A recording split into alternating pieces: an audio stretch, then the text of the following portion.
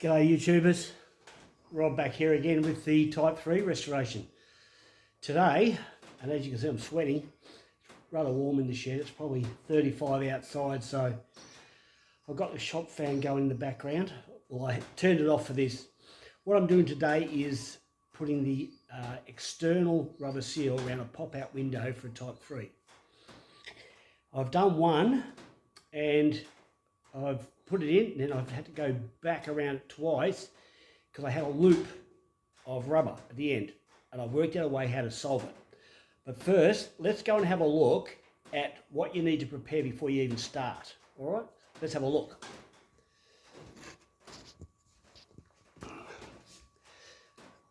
It goes in this track, and what I've done, I have cleaned it, and any burrs I've taken off to make that seal go in, because it's really hard to get in.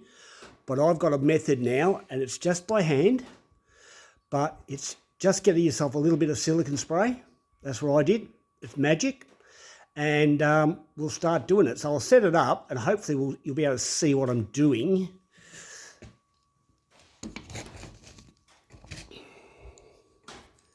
Right, I'll just set that camera.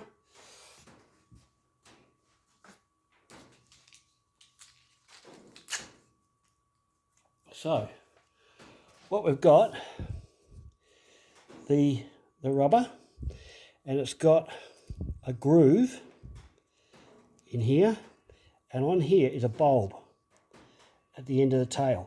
That goes in the groove. Now it's slightly bigger than that groove I showed you before. So, what you've got to do is squeeze it in with your fingers. You don't need a screwdriver, but as you go, you've got to be pulling back, because the rubber stretches, and by the time you get the whole thing on, you've got a loop of excess out here. So, I'll start by putting a little bit of silicone in there. And I start on the corner because it gives you a bit of purchase. And so the bulb, as I showed you, that's flat. That side is flat. That goes to the outside of the window. The bulb and this ridge, you can see it's got a bit of a shadow on it too. You can see that big bulb. That's the inside, which seals against your pinch weld. All right, so let's go and have a crack. So I hope you can see it. I'll move it over a little bit. So all I do is get it like that. Well, it never works as well in real life as it did while I was doing it. But anyway, we'll keep going. Just peel back that lid, and then we'll try and squeeze it in. Just hold it there, and then start caressing it in.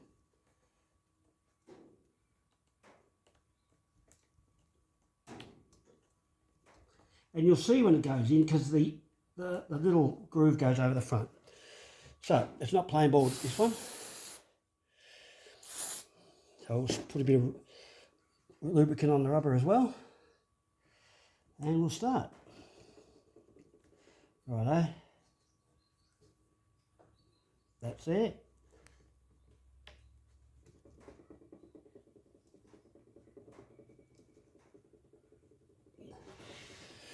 I don't know if you can see that, but I have started it.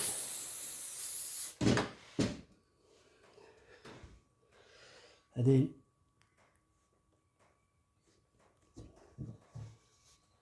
I'm trying to get this on and continue filming at the same time, so just bear with me.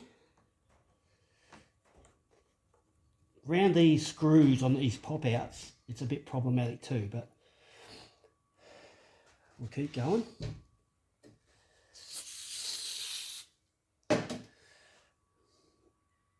I actually had it working better on the other one.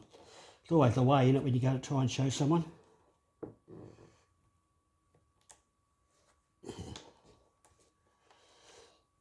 Well, we might work back the other way. Come back to that one.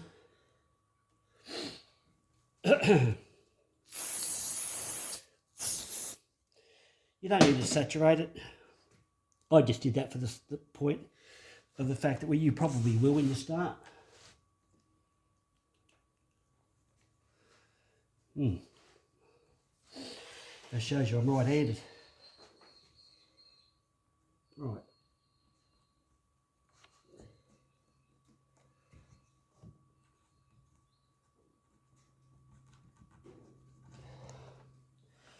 Well, I've got that little piece on there, right? And that's in. Now I've got an issue. I can see why it's not getting in there. I've got a bit of a burr. So we'll get the screwdriver. I'll see if I can show you the burr. See? See that, just that lip there? You can just see it. See that lip? That's why it won't go in. So I'll just put the screwdriver down and leave it down a bit, and that should open it up enough to get in.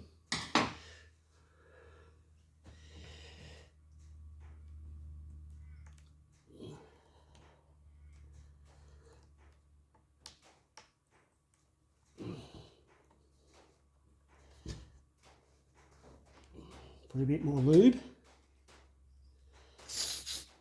Don't saturate it, just a squirt.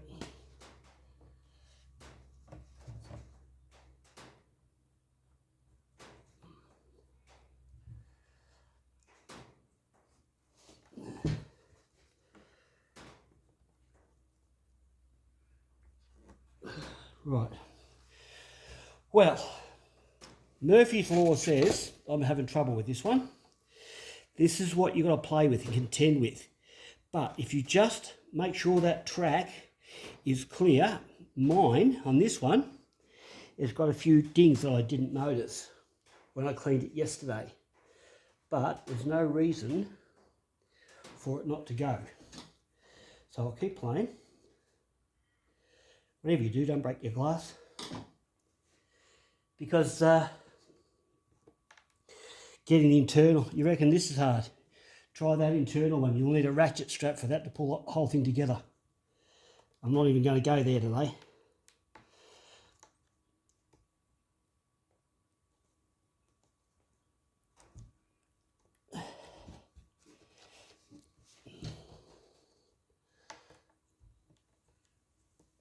Right, I'm going to have to clean that track out. But as you can see, I'll see if I can get this round the corner for you. I'll just see if I can get this round the corner so I'll give you more of a look at what actually happens, because it's the last one was good. I didn't have any problems with like this to start. Starting is always the hardest part anyway on these things.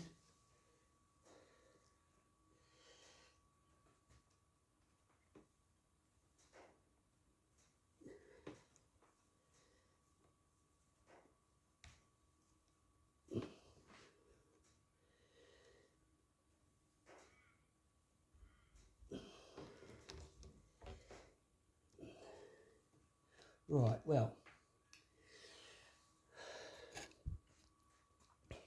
as you can see, I have got a few issues through here, because look, it's a 1963 window. It's been dinged. There's a burr there that I have to fix, so that won't pop in with that burr there. And this is that's what I'm talking about, cleaning this track up and making sure it's really the full width. Otherwise this bulb, this tail here, which is on the end of it, this little bulb on the end here, which is wider than the rubber itself, it's got to fit into that slip, and you'll feel it sort of goes click. You feel it when it's right. So look, I'll leave that there with you. It's when you do this, when you put it in, go about, say, on 150 mil, and then push it backwards so it gets slack. Otherwise, you will get to the end and you'll have a bulb like excess, and you've got to work it back around the frame. And I did that on the last one, which is over here. So that one's in beautifully, but it took me two goes around the back to get rid of the loop. All right, so look, I don't know if this has helped. I might post again part 2 of this one when I've got past these burrs, and then we'll continue on to show you how I put it in. But see, these are the little things you've got to overcome on a 52-year-old window.